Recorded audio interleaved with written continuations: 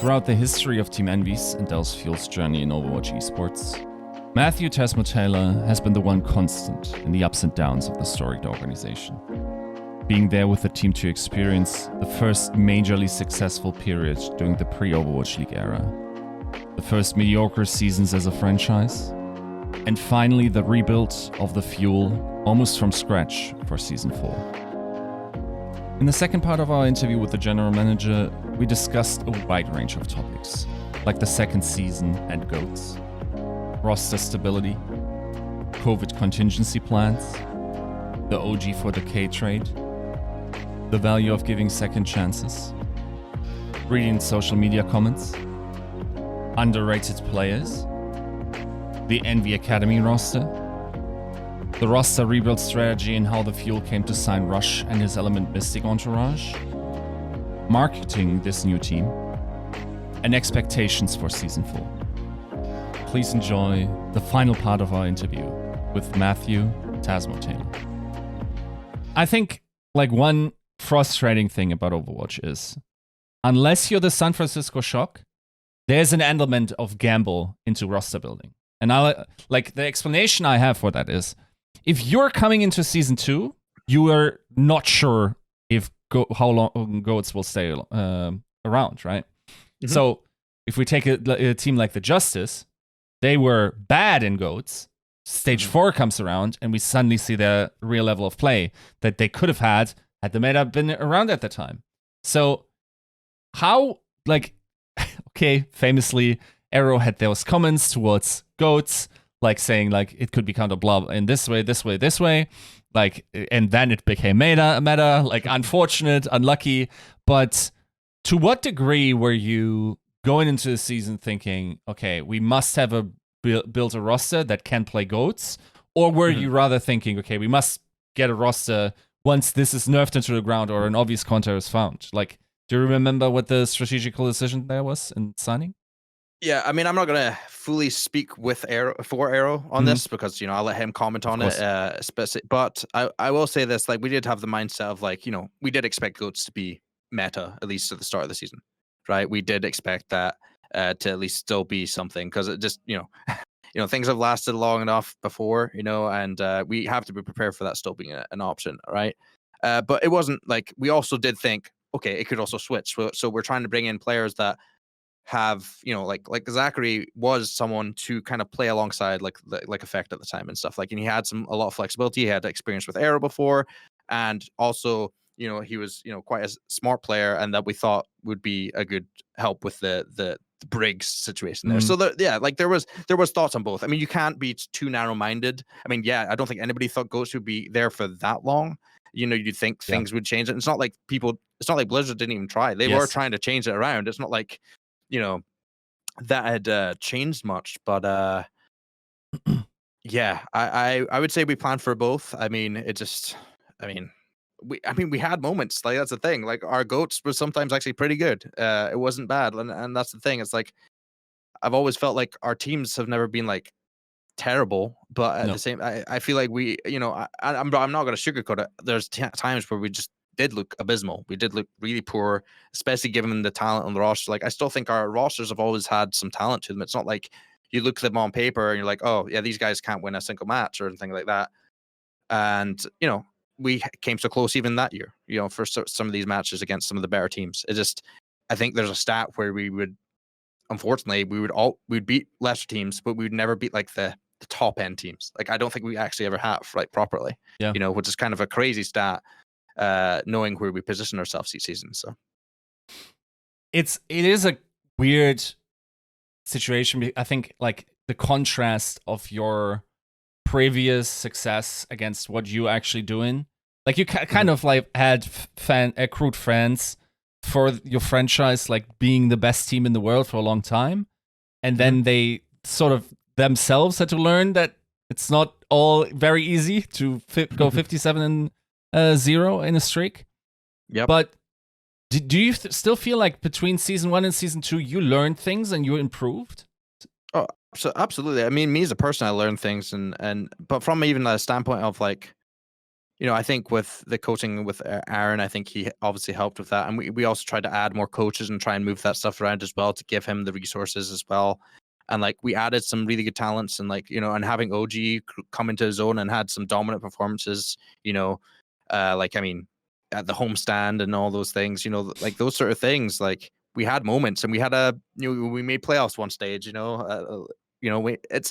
there was definitely some improvements here and there, but it's like it just wasn't very consistent. And then near the end of that whole season, it was kind of one of those, you lose one, you lose, and you keep going down. And it's like we actively were always trying. And I think from a fan's perspective or anybody looking at it, it's like, you expect so much from this team. And we expect so much. Like, we're not a team that wants to be losing. We want a team to be competitive and excited about it. Trust me, the amount of sleepless nights and stuff I felt, it's aggravating and frustrating because how good this team could have been and in these certain things, and you really do want it to work, and it was just it was tough.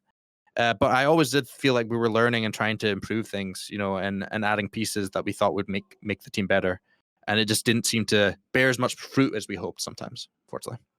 What do you think were the problems in season 2?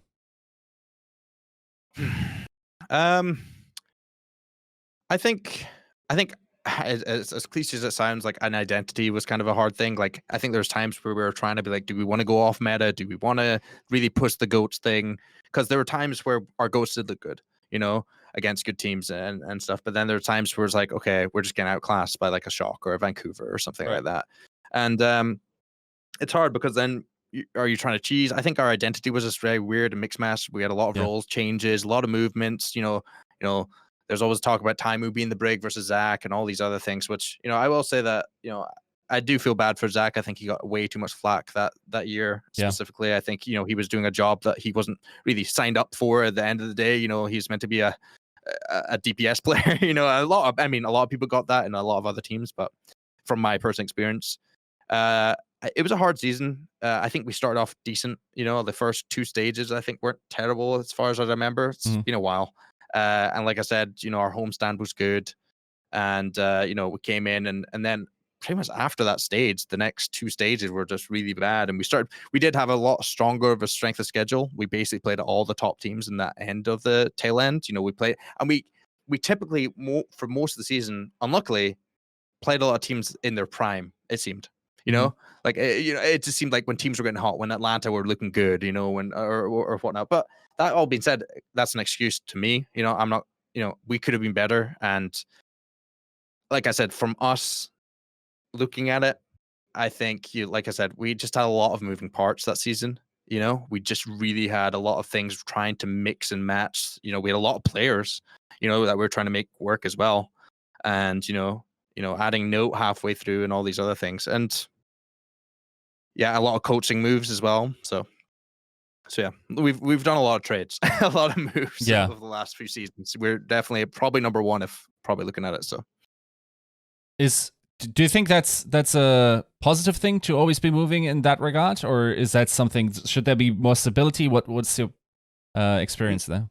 I would say I would much prefer more stability. I mean, look at any successful team. Most of the time, they're pretty stable. I mean, you look at Shock. I mean, they've actually made quite a lot of moves, throughout their seasons.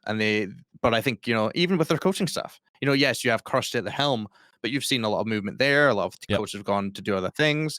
You just take their example. I mean, they've been stable, but at the same time, they've moved some parts around and made it work. We have not been stable, and we moved parts around, and those didn't really work, right? So I would say overall, being consistent and stable is better, and that's something that we're looking at this season specifically to really stabilize and have the opportunity to do that, and really build a proper foundation. Because I think our foundation that we had just kind of didn't keep up to what we were expecting, unfortunately, and I think that was kind of the thing that kind of bit us in the ass, should I say? Sorry, but yeah. Kind of, it's unfortunate, but yeah, that's what I would say. It's a mix and match, but I think it's good to be active and looking at like taking gambles on certain players. Like if you see a player that comes in, like Glads with someone like a Kevster or something like that, these sort of things. I think it's definitely good to if you see an opportunity, try and take it. And I think we still always tried to do that with bringing in players that we, maybe have been untested, like an RCK. We really wanted to see how he would do. And then we saw that Note was available, try and move things around there. So, yeah. Yeah, makes sense. Mm-hmm. Now, we're moving into 2020. And, I mean, that year... Fun times. Yeah. Like, the season, of course, is planned very differently than it actually ended up happening, right? We got a little bit of a taste for what it would look like, but not too long. I mean, everything just kept changing in terms of not just the circumstances, but also the competitive format in terms of hero pools and whatnot. So, I mean, what kind of a mindset, first off, like, I think while you're building the roster, you have no idea of hero pools. Like, of course, Corona is not a thing at the time, or at least not known as like a pandemic thing. So what's your mindset going into season 3? Where's your mind at? Yeah, I mean, excitement was first. I mean, I think, even though we had a really tough, like, at the end of the day, we had a really tough end to the season 2. And it was like, okay, like, and again, I think we put trust in Aaron, like, because, he had shown us success at the end of the first season, and it's at the start of the first side, and put trust in that to really kind of, we would go back to Dallas. We would have our whole organization around us. We wouldn't feel as much of an island, because another thing, like, living out in LA and stuff is nice and all, but it did feel a bit weird just kind of being out there. It'd be nice just to be around everybody that supports you. I mean, we're about to have a watch party for the Dallas Empire playing right here in the building, and it's just a great feeling to be around that sort of environment, and I think our organization does that very well. But I was very excited going into this season, because of not only some of the pickups we had, like with the Decay, Doha, with adding in Coach Young, and then Gamsu. I'd always been quite a big admirer of. I think he's always been quite rock solid on just being a just standout esports player in general. So, really, really excited and happy to have him alongside Note. And it looked like that was a big thing that we wanted, just a very stable tank line, because we kept mix and matching, I would say, a lot in the season before, season 2. And, with OG leaving, it made sense to kind of bring that back together. And looking at it on paper, I wouldn't have said we were like immediate world beaters or anything, but I think it was an overall solid roster. I think with the deepest line, especially of like Decay and Doha, it was a solid roster to moving forward. And like I said, moving to Dallas, traveling with the guys, and and feeling it more of like a tournament mode in a sense. It wasn't tournament mode, but like that feeling of going somewhere to an event. And it even showed in that first homestand. Like, the Valiant caught us off guard, and they kind of smashed us, and you had some crazy plays against us. And then that shot game, oh my gosh. See, it's like, I feel like there's always been one of those games every season where we've just been like, I still have nightmares about Striker just like turning on Decay, and just and you win that, you take it at game 5. You never know what happens there. But I mean, it is what it is. But I was looking forward to the last season, and obviously with COVID hitting and all the other stuff, not being able to utilize all these things really did hurt. So, but hurt for every team. So, yeah, and I'm always like interested in the sort of like infrastructural, logistical edges that teams are getting. Like, for instance, like in the last interview we did with Brad, he talked about like having this van that was driving across North America, and they would get an Airbnb close to the venue or whatever, and they would have like the practice environments, because you don't know at the venue, like at the homestead yourself, you kind of only get like the blocks that the team is able to, the host is able to provide you, and they wanted to have more of that. And I think like the Valiant, for instance, looked at food and that type of stuff. Is there anything like that you planned towards like what your season 3 would have looked like? I mean, so we had probably the longest or most amount of miles traveled for that season for us. Like, basically, we were going to Korea, we were going to China, we were going to Paris. We were going basically always going to the West Coast a bunch, New York. We're in the middle, so it was a ton. I remember there was a really cool thing on Reddit. They posted like the travel plan. It showed where you're going on a world map, and it was really cool to see. And I was like, oh, this is our trip, and it was like 50,000 miles or something crazy or something. And it's like, oh, okay. But yeah, we had some stuff planned. I mean, we were one of the teams that were hosting 5 homestands, so a lot of the home time was going to be great. I mean, we already had an incredibly successful first homestand we did, which again is on my top 3 lists of experiences. So we had a lot of things planned there, and our office space in general was, going to be a very good spot for the guys to train out of. Our facility is right down the street from where they live. They can just walk there. There's, we're right here, slap down in the middle of uptown Dallas. It was just a really good location for them. But when we were traveling, we had plans to, for instance, we would have like a little bit longer of a break after our matches in Paris. And the plan would be since a lot of people, we had a lot of Europeans or other people on the roster, is to give them the week off and they could choose to maybe stay in Paris or go wherever. I was going to go visit my family in Scotland.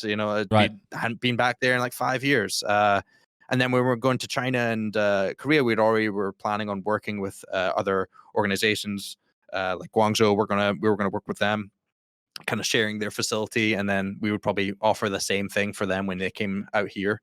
So yeah, there's a lot of plans. I mean, I was right at the point because we were actually planning to go to China basically the month of COVID being a thing, like really being a thing. And I had flights booked, I had things all booked, I had everything. And then I talked to Mike and Straw. I was like, this COVID thing, man, this thing's getting a bit scary, right? And then it starts like, yeah, you guys should wear masks and all this stuff. And then the CDC's coming up with like don't travel and everything. It's like, we were like, if the season started like 3 weeks before, there's a chance a lot of these teams would have been stuck in China or something with the whole COVID thing going on. It was pretty scary, but I was really looking forward to traveling with the players again. I think that really does create, I mean, yes, when you're losing like that, if you like lose, it can cause some issues, but at the same time, it's like, would you rather that, like traveling around with your teammates, or would you rather be stuck in a home in your own homes, just kind of being depressed, not being able to go anywhere? Yeah. So. Do you have a gut feeling like how that season would have felt in terms of like let's remove from the equation like however you did, but do you think that would have been a straining season given that you had to travel so much? I would say yes. It would definitely be straining, but again, like I think if you're winning, you'd feel better about it. But I think we had it planned out pretty well. Like we were given we definitely know what it is like to travel and do these things. Like Mike, especially with the CS:GO team, like he traveled all over the place, like Romania, Poland, everywhere around there, like every other week. So we had an understanding of how busy it could be. And myself, when I was managing both Call of Duty and Overwatch at the same time, I was gone every weekend. So, and I know how straining that can be on players and everything. And that's part of my job, is to make sure these guys, we added in another team manager and a translator that year. We added a really big staff. We had a mental skills coach. We had, we had a guy, health and fitness trainer, something that we've always tried to do. Like, you got to try and just do as much as you can for the guys. I think it still would have been a very strenuous season, but it's at least, I think it would have been less strenuous than what it was with COVID. I would definitely agree to that. Interesting. Yeah. Yep. So I would have rathered that. And I think, after that season, I think we could have learned a bit more about maybe turning it into the format we have now, which, I think makes a bit more sense for travel and stuff like that. But yeah, it would have been strenuous and stressful, but I think it was a good change from what it was the last 2 seasons, for sure.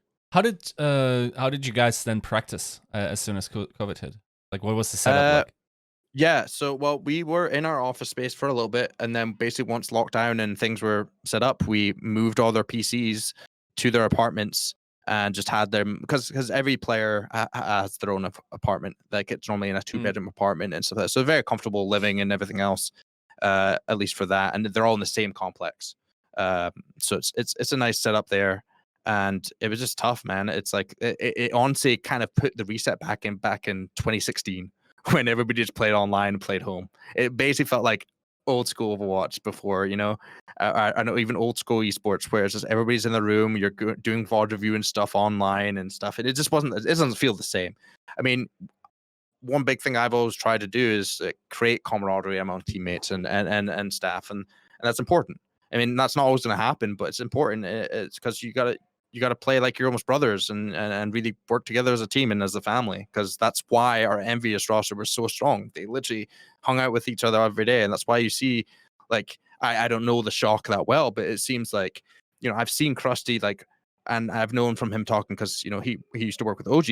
Mm-hmm. OG would tell me about him, and like he seems like the sort of coach that generally like is talking and hanging out with these guys. And I think in your article with Harsha, it's like he's gone out for a drink and stuff with the coaches, and it's a lot of that camaraderie that's important in anything you do, right? In a office job, anything, you have to have that extra thing. So it did suck that COVID kind of didn't that completely. Yeah. Now, in the aftermath of season 2, and then of course introduced for season 3, and then playing with you guys, was the last man standing this season, Doha. Like, what kind of person is Doha? Like, I think as a Western audience, we know Doha of like the guy that took care a little bit of Decay at the time when you like that caring type of personality. So yeah, what is his personality like?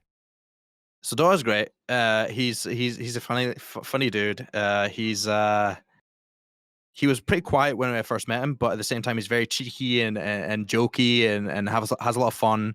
Him and Young have a really cool relationship, which I'm sure he has the same with Rush and stuff. Like some of these things I've already noticed, like they kind of jab at each other and they have like a good kind of camaraderie about it. But yeah, Doha's a super caring guy. He always put in his best foot forward, even when Decay was no longer the roster. He always worked hard, continuously, and he cared. He wanted to win. He was really caring, and yeah, he did help Decay, I think, a lot with just I think Decay is more of a quiet player, but Doha was really just like a real good friend to him, and it's good seeing those things, right? But Doha would come over to, for instance, my apartment sometimes. We'd make ramen and chill and hang out. I mean, he's a really cool kid, and I'm really happy he trusted in our process this year. I basically told him once I knew that this was a possibility for season 4, I said, look, trust me on this. We're going to make you a really good roster, and we're going to make something that you can be proud of, and that you're wanting to stay with the fuel, and you got to just trust in us. I know the last season wasn't good, but you just got to, and that's a big step for him to believe that, because it's not like it's a difference if I was asking a player like a Harry Hook or something who's been with me for 4 years or so. But this is someone that just came here, first time in the US properly, having to deal with COVID and all these other things and a poor season. And the fact that he believed and trusted in the fact that we were working towards a brighter future in season 4, I'm just very happy to have him still on the roster. And he works really hard. So yeah. Now, of course, like part of that duo was Decay. The fallout of that was pretty publicly held. I remember looking into it at the time. I felt like that wasn't a clear-cut situation. I feel like everyone got their information out as in that regard. Now, there was a trade happening. So how did that come into existence? Talking about the OG Decay? Yeah. Yeah, so, I mean, that trade just kind of... I mean, OG, I'd already kind of mentioned how he was kind of thinking of, moving forward into a different... he just wanted to change. And, I was pretty close with OG. Like, and I've always... Like I said, I try and get close, but not too close to players. Obviously, I don't want to be to the point where it's changing my decision. Like it sucked that he was leaving, but at the end of the day, like if things need to be changed, at the end of the day, it's a business decision. But hopefully it's never it's no hard feelings after all, right? And with OG, just a story with him. Once we brought him in, he when he first came in from Korea, he had to go to Vancouver to get his visa. And we brought him up there. I went out there with him. We were there just for 2 weeks. And this guy's like the most quiet Korean kid, just, hanging out. And he barely knew any English. And he was super stressed out about his visa interview and stuff. And I was like, all right, you need to tell them that that you have to mail the visa stuff to this Hyatt Regency hotel. And it was just so funny for him to try and say it and all these things. And like, we grew this camaraderie bond and stuff. So OG as a person, like, I really did respect him, and I understood, like, if he wanted to make a change, if he felt like the Gladiators was like a greener pasture and something that he thought he could go to, then we were going to make that happen. And we always do try with trades. We try and make those players feel comfortable where they go. At the end of the day, it is mostly our decision for those sort of things. But we want them to feel we're not going to just throw him to a team that he would have no reason want to join, right? And then the addition of the fact that Gladiator said, hey, Decay is up for trade, and they wanted OG as well, it was just kind of a no-brainer, right? If OG wanted to go and Decay was, and we already knew Decay was good. Like even though like you didn't really get to see as much of Decay, but I already knew back when we had, even in season 1, people were talking about Decay. Yes. About how he was one of these incredible tracer players. Like he was just like, I mean, just insane. And so we always had an idea about him. And then there was that massive bidding war basically for him. And then it comes out and then he doesn't show as much promise as people, but then he was thrown into GOATs, like what you want from him. Course, and now he's one of the better Zarya's in the game now, right? It's kind of funny how he's evolved. So he's an incredibly talented player. So we kind of just jumped on that idea. So yeah, that's kind of just how it happened, and it made sense for both sides, right? I mean, we get a very talented DPS player, and they get OG, who they wanted for their tank line. And I know OG always wanted to play with Space as well, so I'm sure that was one of the reasons they wanted him. Right. Now,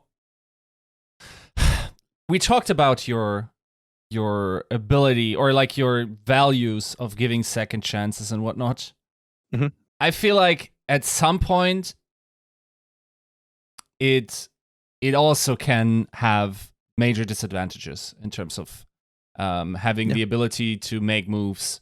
Budgets are allocated, contracts are signed, that type of stuff. Like sometimes things are just set in motion earlier based on incomplete information at the time, of course. So how do you think that influenced this season? Like the sort of like inertia that you necessarily had to have towards like that situation. Yeah, I mean, based off of like the contract decisions and stuff like that. I mean, at the time, the reasons for those contracts to be extended were because we did believe in and trust in our players to like perform and stuff like that. Yep.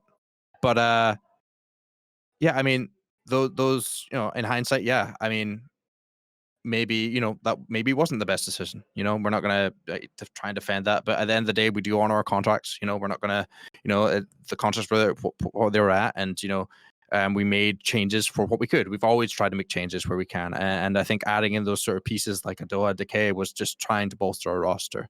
So I mean, we always try to make improvements wherever we can, but at the same time, we do honor those contracts, and we try and make those pieces still work in our system. It's just at the time the players that we brought in were the choices for what we want to move forward that season.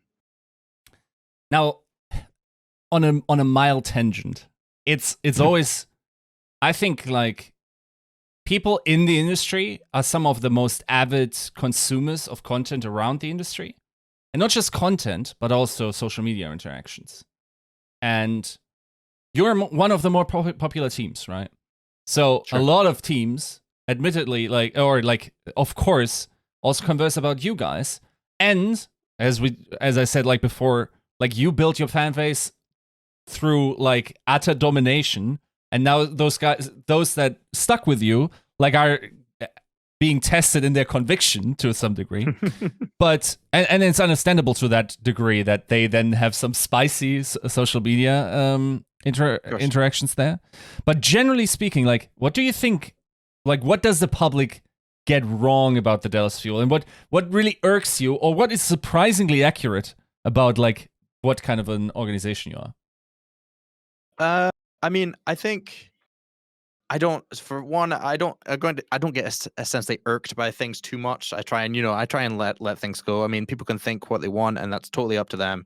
I will say that, when people say stuff like, oh, the Fuel doesn't care about the players, or the Fuel doesn't treat their players right, or things like that, like, I've given everything to these guys every year in, year out, and I don't think anybody will really say much about our organization as a whole. Like, like, I think there can be disagreements on like coaching decisions, or how the game is played and stuff, and that may not always be fault to the coach itself. It just may not be a proper mix, and maybe we get that wrong and stuff. And not to say that we've had a stellar couple of years, which we obviously haven't. When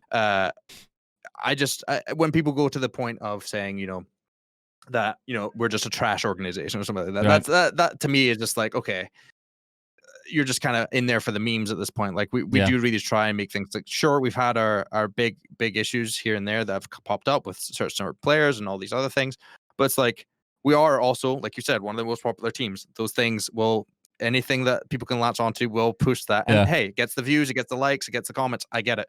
And that's just something you got to deal with when you're a popular team. But we're also a popular team that is expected to win. From our legacy, not only in Overwatch, but in esports in general, from how long we've been in org. And I want our fans to be proud, and I want our fans to be happy, and I want them to trust in the process that we are working on.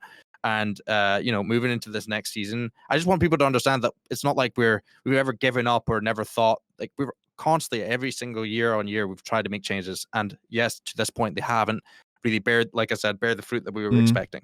But yeah, I mean, there's still a lot of success. It's this league hopefully will be around for a while, and you gotta hit reset buttons. Sometimes you gotta make changes and make moves, and that's what we're trying to do. That's what a lot of other teams have tried to do, and some have succeeded, some have still need to get work. And a lot of teams, I'm really happy, by the way, of how a lot of teams have acted on this season as well. How people really, it does seem that behind closed doors, a lot of teams are really looking to move forward with having a successful season next year. So yeah. Do you read, for instance, let's say like Twitter or Reddit comments? Yeah, I do.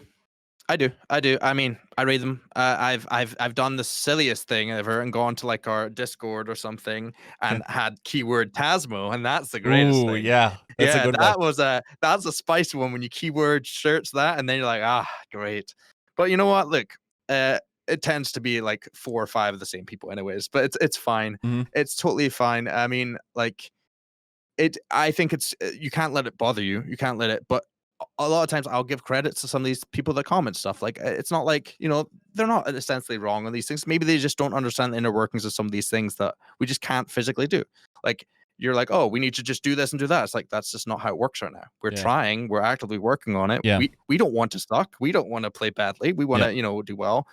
And just sometimes people don't get it. It's not as easy as it seems. But that being said, like, there are things I've learned from fans and Reddit that people have said that I agree with. But I'm not going to say anything off the top of my head, but yeah, they're just passionate. And diehard fans are like that in any sport, any esport. They want things to change. They want to win. But you just can't let it bother you. You're going to get the praise when you win. You're going to get the hate when you lose. It is what it is. I mean, I still remember the comments of Envy being the craziest, best team ever all the time going into the season. That felt good and all, but you're going to get hit with both punches, It's, it is what it is. So. Was there like a player on your roster where you felt like, okay, he was really underappreciated by the crowd? Like, he outperformed like public perception heavily? I would say 2 of them for sure, off the top of my head, especially from last season. I'd like to say it would be Paintbrush and Only God. Both of them kind of came into that season with something to prove. Only God finally making it into. I mean, he's been here forever. I met him in Korea playing for Reunited. Yep. But yeah, it was Reunited at the time, and like, I always thought he was a cool dude and worked hard, and obviously joined our Envy team, our contenders team, and finally got his big shot. And unfortunately, it was a shot with a team that wasn't doing too well, and also in the shadow of someone like Decay. And I think only owned up to it, playing on high ping and everything else, and just never looked back and just moved forward. Always listening, always working hard, working with Young, and especially as well with when he took over, and was very vocal about stuff and just put his head down. And I think people, yes, Decay is a great player, but I hope only pops off again this year. I think he did a lot for us last year, and I think he's a player that I think can stay in the league and should be able to stay in the league. And then Payne, not looking like he's going to be in the league this year at this point, but just a really good personality and just a really good. He came in with kind of this was like when things were really heating up in the fuel where it was tough, and he just kind of went with it, and he was very active in talking to his teammates and trying to get to know them even through COVID, right? And he was like, he really wanted us to get back in the office. Like, yeah, I know, we just really can't right now because of everything else with how safe it is, and he did a lot for the team, and yeah, I think those 2 are kind of underappreciated just because of the performances and stuff. I mean, you can't always just look at that. I mean, you got to think about the situation they're put into. So absolutely, yeah. And like, the situation that made it necessary to bring on Paintbrush is also an interesting one, because I think like the Decay situation is well explored, as I said, but like the situation with Closer, who had been with you guys for a while, but then seemingly also disappeared from active play at least. Like there were also some questions. So what happened with Closer that season? Yeah, I mean, to be honest, Closer's great. I love Closer.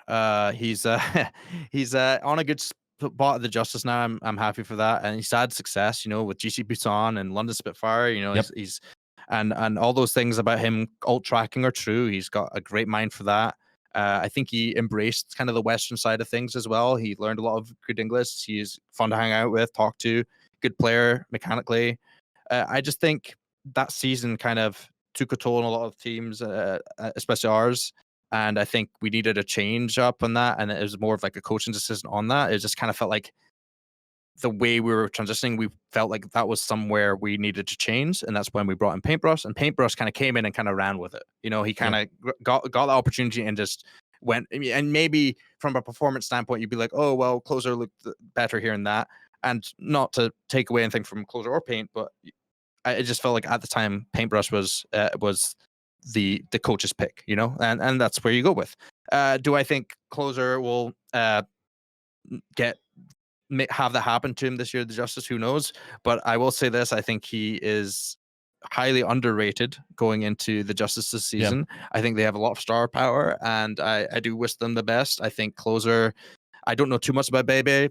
Never worked with him, but I think Closer has a good shot working with the Justice, and I hope he does well. Just not against us. Simple. Right. What was the order of operation there? Like, did you bring in Paintbrush, then they competed for the role, and then you made the switch, or was it like, okay, we like Closer, like we need someone to fill that role? Yeah, so it's kind of like we wanted to look into that option, and Glad's had reached out to us saying that he was available, and we kind of want to look into that option. So, but it was a bit of both, and then we had a small stint where they were both able to compete. But I think at the time, seeing Paintbrush play, it just kind of was a no-brainer at the time. That being said, like, you know, I'm not gonna pretend like I know the game in and out. I'm trusting our coaching staff and what they want to do, and I'm here to facilitate that. And you know, moving forward, Paintbrush, you know, was you know, a very vocal leader and really kind of turned the team around in a lot of these matches. Like, we didn't look great anyways, but I think him in the games we won helped a lot with how vocal he was in the game and stuff as well, and trying to just keep that camaraderie going. That was quite hard at the moment, given COVID in our situation. So, right now, you guys also had a pretty successful academy program all around. Like, while the NA split was going on, like, you guys kept winning your side of things. Like, definitely always had like success there, and you bred some talent out of that. So was it like a plan to eventually promote some of these players, or was that just an opportunity that presented itself? I mean, I've always been a huge fan of the academy system and the idea of that, because not only does it keep people, you know, working hard in the main roster, because, you know, someone can just come up and take your spot. It also allows for that, you know, organic growth of like these players that are younger and can't play until of age, right? And you know, we were one of the main academy teams that stayed in there pretty much till, like, you know, now, which, you know, almost every team is out. I think Boston's got a team still. Is that correct? Now in Korea, yeah. And then then there's T1 as well. Yeah, and that's about. But that's So that's about it as far as I can remember from like the overall teams right now. There you go. Yeah. So, like I'm saying, there's not as many there, but like we were always like a huge supporter of that, and we always had a very talented team, like you said. Like, every year it was like us and Philly for most of it, and even before that. Right. I think it's always been an idea to bring up players, and we brought up a few players. You know, we had Crimzo, and then you had Only God, and then you had Trill. I'm trying to think, am I missing someone? That'd be terrible fan, but.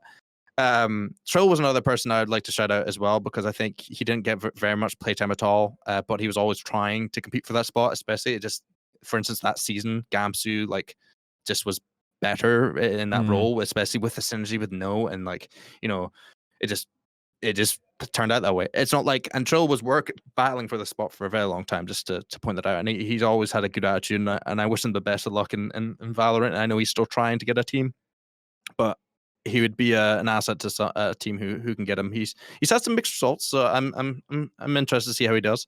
But yeah, going back to the academy stuff, I think, yeah, of course. I mean, we kind of get first pick in a sense. You know, we get a chance to see what's going on there. Like, we knew of Kevster's skill. We weren't blind to it. We scrimmed them a lot, you know. But Onigod and Kevster was quite a scary DPS duo to go against. You know, even with Decay and Doha, like there was times you'd see them get bested because of the way the Envy squad was built. And like you have like Salieri and those guys, like it's a very strong roster. And I think having a strong contenders roster, not only does it give you a really good scrim partner, it also allows you to have a good coaching staff with like Chu and something like that can kind of tell you, hey, these guys are nasty, these guys are really good. Like you're able to see other talent coming up. So yeah, it's always been an idea of like growing talent throughout your organization. I think one thing that would have been so good if COVID didn't hit, which we had the plan to, is have everybody move from Envy contenders into the offices and live here in Dallas as well. Well, that was the whole plan.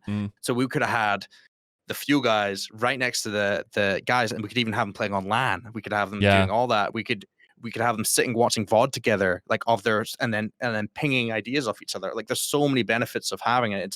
And then everything happened. But yeah, I think I'm glad that we created a system that has allowed for quite a lot of our players to make it into the league. You know, you have Crimzo now, who's going to be a mainstay with Houston, I'm sure, for a long time. And then you have like someone like Kevster, Onigod, you know, so I'm pretty happy with that. Yeah.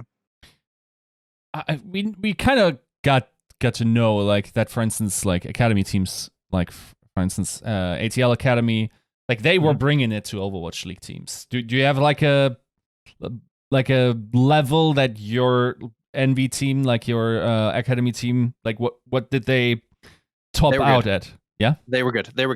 I would say they were also bringing it to teams. I know that for sure because like Chu was, you know, we would I would talk to him, catch up with him, and ask them how these guys were doing. You know, because like there's the thing is as well that was a bit weird is like the metas would be different sometimes because of the patches and stuff like that.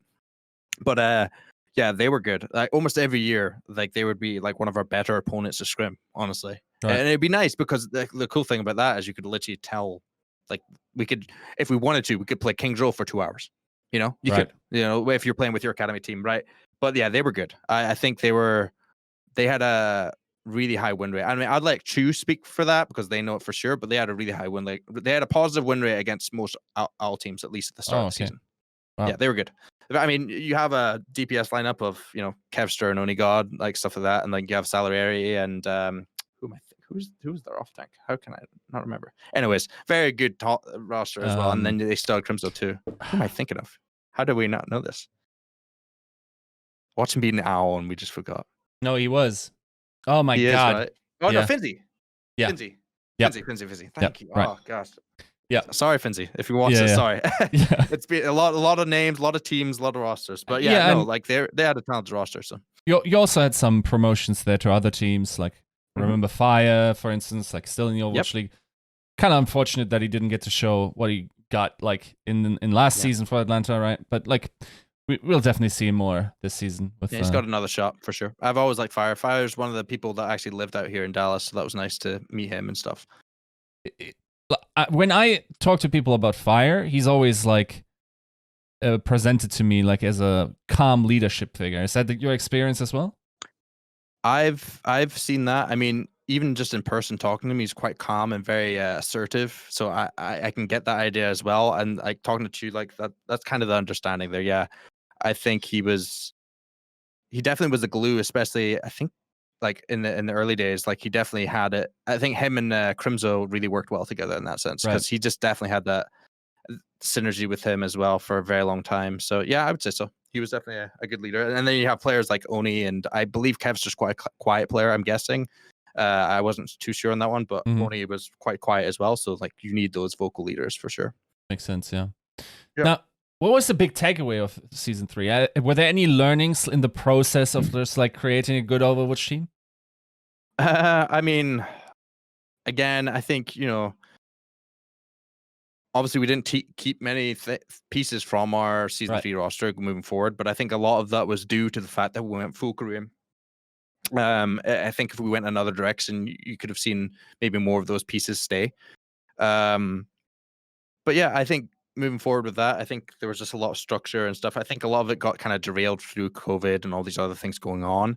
But just more learning of the structure and how we wanted to go forward. And I did really like the method of coaching kind of Young kind of brought throughout the season, especially when he came interim head coach. He's kind of like a no BS sort of guy. Like, he's not, and after talking to Young about Rush and stuff, I think, I really liked the idea of what they were trying to bring as well, move forward. But like, yeah, the takeaways, I mean, Doha was a huge spark, a bright spark, and that was one of the main reasons we wanted to move forward with him. Like, he's also someone that seems pretty selfless, and he'll play the role that's needed, from a hero's perspective. And watching him in scrims, like, he'll fill the role that's needed. And and you have Doha and Sparkle both in the same roster, right? Both of them have similar hero pools, you could say, but Doha definitely seems to like. Also, I think another reason Decay shines so much is because Doha kind of really helped him. Like, I could tell in the communication Doha was giving, he was literally like, he's I'm trying to think of the word. He basically allows these players to look even better than they are, essentially. I mean, obviously Decay's a monster, not saying, but like Doha was like that supportive role in a sense. Like, he could still frag out, but then but when given the resources, he could also do the same thing. You saw him in the Genji meta. Like, Doha was one of the best Genjis in that time, you could say. I would think, at least statistically, I think he had. I mean, not the best, but I would say, given the fact that, like, we hadn't really seen much of Doha's Genji going into the season. Right. I mean, because Sparkle always played it in past iterations of EM and stuff like that. Obviously, we knew his Sombra is good and stuff, but it just seemed to me that he was able to fit the role of being supportive to his DPS. He'd understand, this is not my main stage, I'm going to let this guy pop off, sort of thing. So that was a big takeaway from understanding that sort of guy in Doha. And then just moving forward, like, it was a tough year, and I'm happy that the guys like stuck it out and really worked hard. I mean, the dudes, everybody did really work hard, as much as, the results weren't great. And again, we made improvements here and there, but, it still wasn't what we wanted. And we realized that at the end, we needed to make a big change. Right. So you kind of spoke on that like, we can't really think of this off-season move as like, you bring in the war chest and everyone just gets out of the way. But like, from the outside, like, if we're looking at like the signals that just are like shine on the community, so to speak, it's like Hastro steps out of his position into a more competitive minded role. Yep. He goes on Twitter and says, okay, like, we're building the best roster that we can. Like, Did you guys just snap and went like, was there ever like a decision, or what was the decision tree to come to this conclusion, and also go the full EM route? Sure. I mean, 100% first feeling was unfinished business sort of thing. Like, yeah, we proved it before the league happened, but it just sucks knowing that we haven't really shown what we should be. I'm not saying we should 100% have won the league, but I want to be a top team, 100%. And that just never really was a thing in the league. And so talking to Mike, we could have gone another route for sure. We could have gone maybe a budget route. We could have gone another mixed roster. We could have gone full Western. But basically, as soon as we kind of caught wind that, like, Paris were kind of making that happen, and after talking to Young multiple times about how Rush did his things and how he managed his teams, I was a big fan of Rush. And I've always been a fan of Rush after, I watched, Korean Contenders, and seeing how EM played in general. Like, a lot of clearly they're one of the more successful academy teams ever, of how many people have gone to Overwatch League, right? I mean, them, Runaway, teams like that, 100%. But it's knowing how I don't know, just the style of play that EM always had is very exciting to watch. They weren't scared to go off meta. Yeah, they were able to play their strengths. They just seemed to have a really good aggressive style that I really enjoyed watching. And after Young basically kind of sung all the praises of Rush, and knowing how Young had handled himself and how Doha had handled himself, like, it was kind of a no-brainer once we heard that, hey, Rush could be available. And knowing that, it was like, well, if we're getting Rush, we're probably getting Sparkle. and we're probably looking at Hambin, right? That's like those, and then probably actually like from Paris, right? At least because they're the Element Mystic guys, right? And going forward, it was like, well, those aren't players that you're not wanting to get. Those are those are some pretty good pickups, right? And as soon as we heard that was a possibility with Paris, we kind of jumped on it. It was almost a no-brainer, right? But knowing that, it pretty much meant that we were going full Korean at that point, right? I mean, you're going to have Russ's English is not bad, but at the same time, you want to play to everybody's strengths, right? The point of if you can get a full Korean roster with a coach that has already a very high pedigree, you do it, right? And it was a big change for us and something different, but I'm not really worried about that, even though some people have said like, oh, because this and that Korean player didn't work. It's a bit different. I think it's very different when it's a mixed roster versus a full Korean roster. And I'm not, we've had multiple countries and people from different, places in the world being quite happy with how we had our teams and players. So I'm not really concerned at all. But yeah, very excited with moving with Rush and those guys. And it was kind of, as soon as we knew it was happening, we wanted to try and do it right away. It's interesting. Like, in the end, one can argue if teams actually put it into practice. Some did. And what I'm talking about is the building structure of Mean and Lean, which was, I kept hearing Mean and Lean since probably Overwatch League Season 2, basically talking about, like, you probably want less players, but they should be higher quality in order to, like, keep your overhead manageable and whatnot. Now, of course, like with COVID and everything, like there were some thoughts to be had there. Like, I also have this idea of buying the dip. So, for instance, a team that was always very fiscally conservative was like Boston Uprising, but now they seem to have like taken invested more in the season where we'll theoretically expect to style back. Was there ever like, were you just like, that's an afterthought, let's just go build the best team? Is that just how it went? Or did you also have to go like, okay, let's source the market? And would you have snapped like that if the opportunity with Paris hadn't presented itself? Are you saying like, would I have, if it was another opportunity, would I have snapped as well? I mean, potentially, it depends. Like, again, if it's someone else, like, if Krusty was like, hey, what's up? We'd probably talk to him, right? Right. Yeah. No, but I mean, it's one of our biggest things was to get a structure from the top down, right?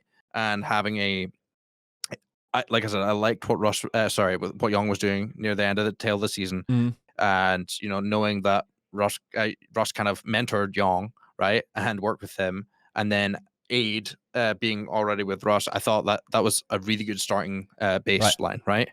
So yeah, I mean, I think depends, right? I mean, it's not like it was an immediate, like, it did come very quickly near the, like, earlier on in the trade windows and stuff opening up, that we knew this was an opportunity. If this had came later, of course, like, I would be looking at other things, other opportunities, but it was like, I want to focus on this because I know these players and this coach, other teams will want. Like, there's no way Rush wouldn't have been on another team if he wasn't with us, right?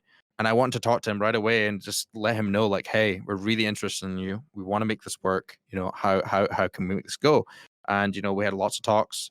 Then we started forming the roster. So, I mean, it wasn't like blindly, like, just take the wheel, Rush, this and that. I had already built out an entire thing of my own, because I worked with my, because we didn't know even if we were bringing back Doha or Young. So I even worked on my own, like, all the free agents coming up, who are all these players coming up, coaches, everything. And I had, like, Western side or mixed, and then a full Korean. I had all these lists. And then when I talked to Rush, and he was wondering, he was curious, he was like, what sort of roster are you looking to create? And I basically showed him my list. And he was like, okay, we have similar ideas. Okay. And that was right then I was like, I am not pretending I would be a coach otherwise, right? Right. But I have an idea of who was available, who made sense to kind of put together as a roster. And, Rush had a similar idea of what he wanted. And at that point, I was like, okay, I think this is our guy. I'm pretty confident at this point. Let's try and make this happen. And he mentioned how he wanted to do some tryouts, and I was like, yes, I definitely want to do that too. I don't want to just, don't just bring the gang back just to bring the gang back. We had proper tryouts for a number of positions. There were some players that were kind of no-brainers, like Sparkle, and the fact that Fearless opened up to us made a lot of sense. And yeah, overall, very happy with what we created through the trial process. And I think we have a really good foundation for the future. Do I think we're automatically first place or top 3, top 4, whatever? I can't really say to that. It's too early in the season. Do I think we can be a championship team and win the league? Yes, I think it's possible. I think with this coaching staff specifically, as well with the players that they've already worked with, I think there's a huge advantage to a lot of teams that I know how it is to jump into a team not knowing anything in a different structure than you're used to. So. Mm-hmm. So, like, I think we get the implied information there, but you just have it spelled out once again. Like, how much input and autonomy, and therefore also following responsibility, did Rush have in building this roster? I mean, at the time when we knew we could lock him in, he had the final say, right? I mean, there was the only things that were restricting on him was budget, right? So if anything, if there's a player that he wanted or the player was asking for too much, we just couldn't make that happen, and we would tell him. I was very much involved, listening and wanting to know what his thoughts were on certain things. Like I would let him know, hey, this player's up for grabs. This player's looking for this. I would share with him all those informations, and yeah, we would go from there. So yeah, he had full control of the roster. No, like, I wasn't gonna be like, no, we have to have this guy in here. That's not how it would work. And yeah, we gave him full, like I said, with the tryouts and everything he wanted to do, and we tried to make anything he wanted to work, within reason and budget. And I really feel like we did that. And I think he's said before, and I feel like we're happy with where we are in our roster for this year. Is it just then by pure coincidence that you guys?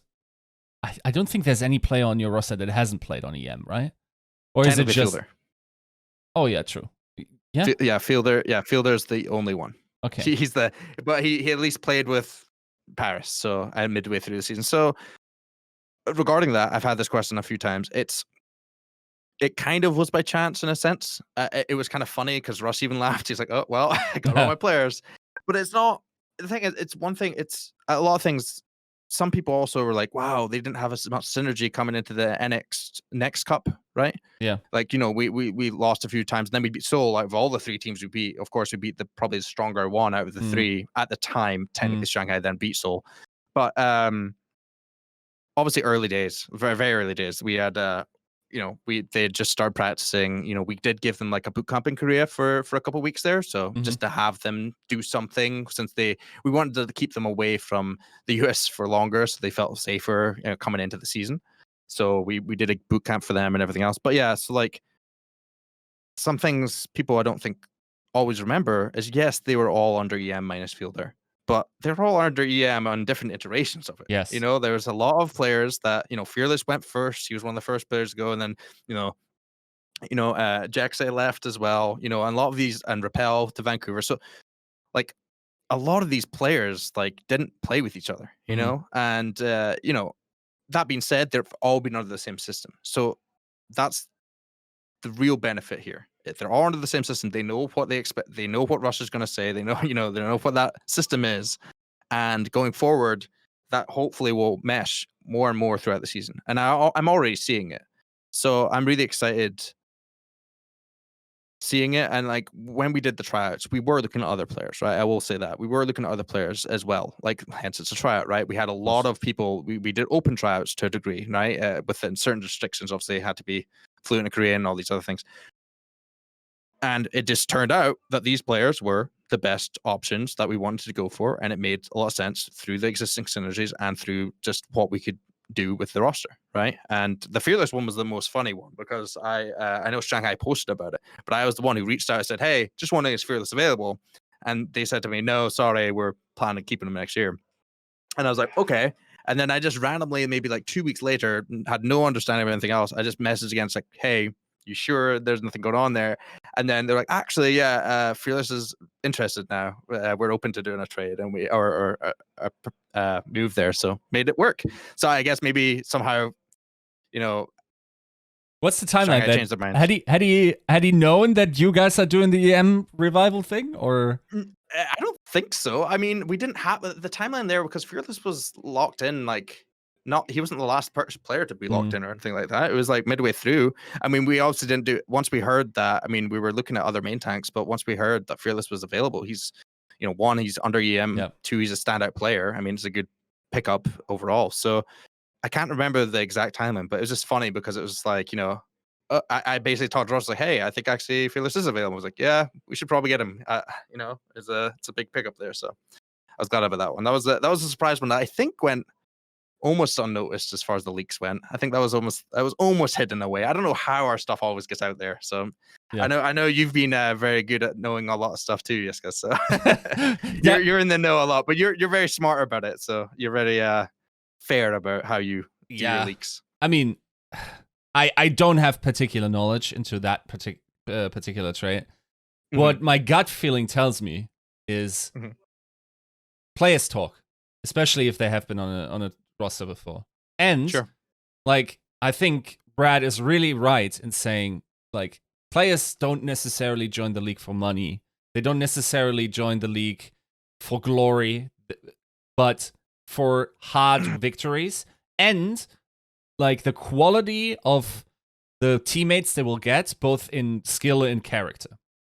And I feel like if you guys were already in talks with some of these guys, then they have pre-established connections.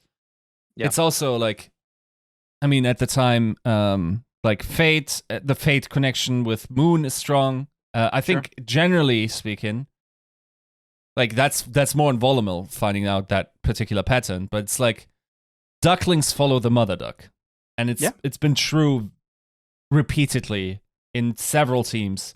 If it's Florida, if it's like you guys, like, I mean, to a degree, even Atlanta, and like every coach has like their players they trust to bring along, and the players trust the coaches to come on. So my gut feeling, if I was to have investigated that, my idea would have been, okay, let's see if that information, like if it was just shared, and the guy said, okay, let's make it a good one at Dallas, and we found it, we entertaining it, maybe consider that.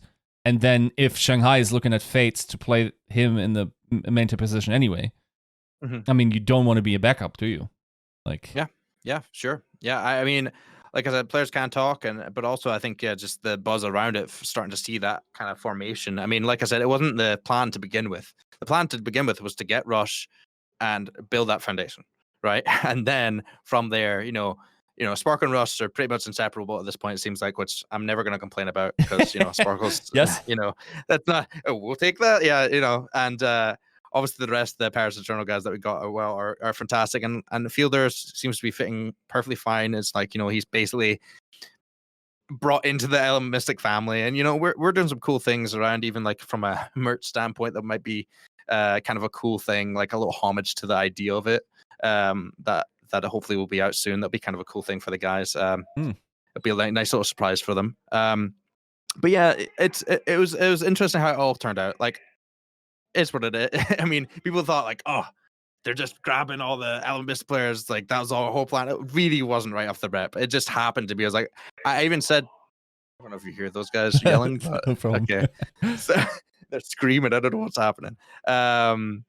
Yeah, it was funny, like midway through this talk, I was like, what happens if we end up just getting all these Element guys? And I was like, I'm not really going to complain. Like, they've all got pretty good pedigrees, especially under the tutelage of Rush. And that's, I think, the big difference maker. Like, I know some people have questioned, like, why did they get Repel and stuff, or Jexay or stuff? It's like, but if you look at them under Rush, like, there's a reason Vancouver Titans took Repel and moved him over there, like, and there's a reason like Seoul Dynasty took Jexay, like, clearly there's something there. So I'm really excited to see how they flourish this year as well. I think they're going to be a lot better than people were expecting there. So, right now, one thing that's always like challenging, and I think organizations definitely can bridge the gap. I would argue some of the Korean players have been the most like marketable and like recognizable figures. Like, I'm thinking of a Bumper or whatever. But are you guys like looking to actively bring your team closer to the Dallas fan base in some way? Absolutely. I mean, I think there's already been connections. We've already kind of just like a get to know thing. Like I think it's once a month, or actually it might be once every 2 weeks. And it's like kind of like a Q&A thing for just the fans can ask the players about things like that, like, and just like, what's your favorite song, whatever. And just, we were already, because I mean, we had this before, even though it was English speaking Europeans, they were from all over the globe. They were not like they're not Dallas born, right? And that's kind of the point, right? Is you have to like, and it's not like these guys are short of personality, right? Sparkle and Doha, for one. He's like the bad kid on the block. He's the bad boy doing his thing. He's super confident. Love that guy. And like the rest of them as well. Like after getting to know them, like, and Jex is super nice, good dude, and actually really loves Texas. He like loves Texas barbecue apparently. So we're gonna take him out there, and we're gonna do some fun stuff with him too. He's a character, yeah.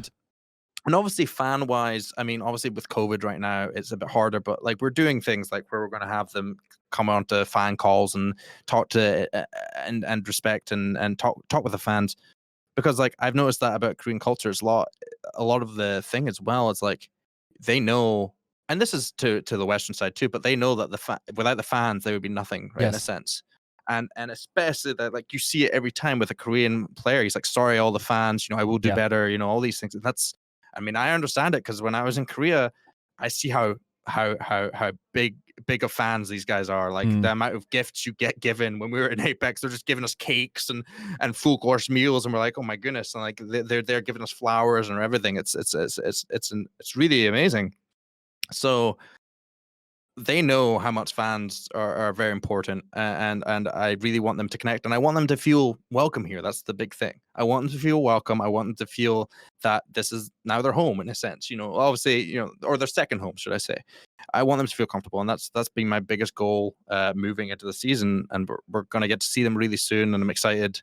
I'm challenging Exy to FIFA, because I always see him and Sparkle play FIFA in the Discord while they're just playing around. So I was like, I gotta beat him. So we're gonna have a tournament there for some time. But yeah, like I said, definitely, I think fans and people may have been a bit worried. It's like, oh, this isn't like a Western team anymore. It's not like this and that. But fans want a team that can win, and then a team that they can relate and talk to, and that's something that I want both of those to come true, right? Is there? And who doesn't like Sparkle? Very true. Yeah. Like, I think at some point in the season, Paris just had to say, okay, calm down. Like, your stream is fun, but like, you got to focus when he started kicking chess, basically. Oh, man. I don't know what's going to happen. So we have our office is a big oval, right? And we have like our business side on one side, and then we have like our team up side with like Call of Duty, all these other teams. Our space right now is kind of an open space. Okay. So there's not like a wall kind of now. I think we're going to change it. So I've been talking to them like, we might need this wall here, guys, because Doha last year was loud enough, and I've heard how loud Sparkle is just through a stream. So it's gonna be, and then obviously I'm in there, so it's been quite a last few months with me. It's been crazy because I've been up until like 3-4 a.m. every night watching the scrims because of Korea time, and it's like I stay up because I'm just hearing them screaming and top of the lungs, screaming. It's great because that's something I always do. I always sit and pay attention to scrims, and even though it was all Korean, I was, always talking to them and asking them what they were doing, with Young and Rush, and seeing how things were going. I like to be very involved with that. I don't know how other GMs do it, and I'm sure a lot of them do the same, but that's something I always want to be hands-on with. So, but yeah, so it's gonna be a fun time. I'm really excited to get them here. It's gonna be very soon. So. Is there any kind of content that you can hint towards that online, like, fans that aren't maybe necessarily local to Dallas can look forward to? Like, are you planning to have a YouTube series or anything like that? We will definitely have a YouTube series. I can comment and say that the On the Watch episodes that we used to do will be coming back, but in a different sense. It's going to have a different, more feel to it. It's I can't really say what, because my production team may kill me, because that's their kind of surprise. Right. But I will say it's some cool things they're going to do. There's definitely going to be some Texas style things that the guys will have fun doing. Safety first, of course. And yeah, there's some cool things they should expect. We already have some documentation of how they were boot camping in Korea and stuff like that. So there'll be some really cool documentation for the fans, and also like their streams. Like a lot of them stream a lot. Actually streams all the time, and like they talk to them, and they talk to the stream and chat and all those things. So, and like I said, with these we have like these things called fireside chats sometimes, which basically means like, you know, you have a couple of the players come in with with Helen, who translates and helps, and the fans will just come in and ask questions and stuff like that. So there's a lot of connectivity there that we try and do for them without, you know, disrupting the players in their normal regiment, of course. Right. Now, as a closing question, and I think it's one I feel like it must be weighing on your mind to a decent degree, because as we talked about, like, pre-season 1 must have felt like you did your homework. Now it must feel like you did your homework. So at like, yeah. what is like the bare minimum where you feel accomplished in what you've done? It's a competitive season. Like, what would you like to achieve this season?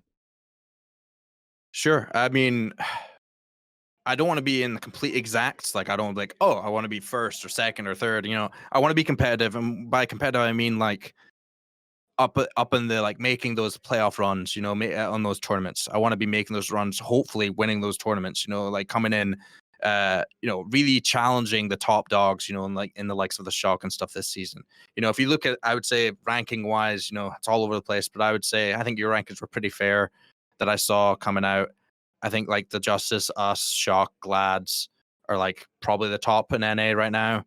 Just looking at it on paper, and like I want us up there. I want us to remain there and like be consistent. And I think one of the strengths of our team being, you know, connected to Rush and that like kind of family style that EM has is something that I don't think a lot of other teams have just yet. Besides maybe like the Shock, you know, I think we have that going in, which is really good for like, if you're going like the upward trajectory and then someone hits, you can still come back up. Just like, even though it's early, the next cup, we kind of looked pretty bad, and then we switched some stuff up and then turned it around. And I'm telling you that 1 week of practice between the two, you know, times was a night and day, and they got things straightened out really quickly. So I'm excited to see how they do it throughout the season. I think there's a lot of talent, though. I'm not going to pretend that, you know, it's probably the toughest ever, right, in the year. And, you know, I want to make it out to Hawaii. You know, that would be a good one, you know, a good trip out there, you know. But yeah, I mean, I want us to be competitive. I want us gunning for the championship this year, of course. I'm not going to be like, oh, we're undisputedly the best or anything like that, because I do think there's a lot of very talented teams here, right? And there's still a Shock, Yep, still a Shock, and you know, Glad's got upgraded, you know, Justice got upgraded, and some of these other teams, man, Toronto, I think could be scary, you know, at times, and then obviously you can't ignore the APAC region as well, right? You got like, there's still Shanghai as well, so yeah, I think, but given time, I think we're working well, and especially since they're going to be in Dallas for a month before, so they're going to have plenty of time to adjust and be comfortable in their surroundings. I think that's going to do a lot for them as well. So yeah, I would say competitive. I want us to be making big runs in those tournaments, and I want us to make a really solid playoff run, if not win it. So, of course. Right. I'm like, as a last question, I'm almost going to do on-air research for the eventual Scrimbucks stock exchange. You may answer this in any way you want, but how did the scrims go so far? How have they been? How have their scrims been? I mean, I would say I'll say this. There's been, let's just say I'm confident and happy with our improvement, how we've been going through, right? I mean, like I said, I'm not a big fan of Scrimbucks. We've all seen how Scrimbucks can be, and we've, in past iterations of our team, our Scrimbucks was high. I've never wanted to say those things. They have been high, and we've have done well. But you know, come stage and come matches, hasn't been the same. But I'm just comfortable and confident with how we're kind of addressing situations in scrims and knowing like what's happening, why we maybe have lost 2 or 3 maps in a row, or what's happening, and they seem to be identified. Yes, it's all in Korean, but I have an understanding. One, I can just ask them, and also we have a translator with Helen helping with any of the major points being discussed. But I can tell what they're working on. I can see. I know the game well enough now. I've watched it for years now to see where they're going with that. So I will say this: like, I don't put much stock in Scrimbucks, and we'll see how we play it for 4 matches. But I will say this: like, our scrims are improving in the right way, and it's more about learning. It definitely seems with this team, it doesn't matter if we win; it's what you take from it. You know, either way. Yeah, which is definitely encouraging given the new season format, given that you can grind into metas more so than having to switch it up every term. So, peaking, the best time to peak is in the tournament playoffs, right? As long as you make it there, perfect, right? Yeah, and our schedule ain't anything to be scoffed about. It's pretty. I mean, even the first, I think it's Justice in Houston the first week, unless I'm wrong, and then it's like Lads and maybe I should check that, but I do know this. Like I feel like every single tournament that we have for our matches is basically like 2 pretty damn tough matches, and then 2 that we should be predicted to win. So like you're always gonna have a Glads or Shock or Justice on one of those tournaments things, which is good. I mean, you gotta to be the best, you gotta beat the best, and that's how I wouldn't have it. Because if you have a easy run into playoffs and then you run into a team that's very good, like there was examples of that last year when we would make it into the playoffs and they get picked by Shock the first match and just to lose. So yeah, I guess as a final comment before we end this, what can fans expect from the Fuel next year as a holistic experience, so to speak? Sure. I mean, for fans, I mean, I really expect that they'll have a team that they can really be proud of. I mean, through not only just a performance thing, but a work ethic type thing. It's not to say like in our past iterations, but I just know these guys like already are just really putting in the time. And again, this is not to bash any of our past iterations or anything. I know these guys also worked hard, and things just didn't work out. But I really want them to understand and really be open to the understanding of, this may not be a Western roster, but trust me, you're gonna love these guys. And like, they are hilarious, they're funny, and they're here because they believe in the fact that they can turn the Fuel around as well. That's the belief, and they wouldn't want to be here if they didn't think they could do that. And they're excited for this, and I hope the fans are too. And I hope they their expectations should be tempered in the understanding that, like, look, there's a lot of tough teams. There's going to be times where we lose. There's going to be times where we win. But understand that the process and the trust in this coaching staff is something they should believe in. So, right. Then we say thank you for the interview and good luck next season. Thank you. Similar to the inaugural season, the Fuel appear to have once again done their homework. But will it be enough this time? Can Rush and his team bring back the trophies to Dallas? Or will the organization be looking at another season of disappointingly average results? At least some answers await in the opener of the Overwatch League's 4th season, with the Battle of Texas, between the Dallas Fuel and the Houston Outlaws, starting on April 16th. If you want to see more interviews like this one, or you want to stay informed about all things esports, hit like, subscribe, and the bell notification to stay up to date with GGRecon.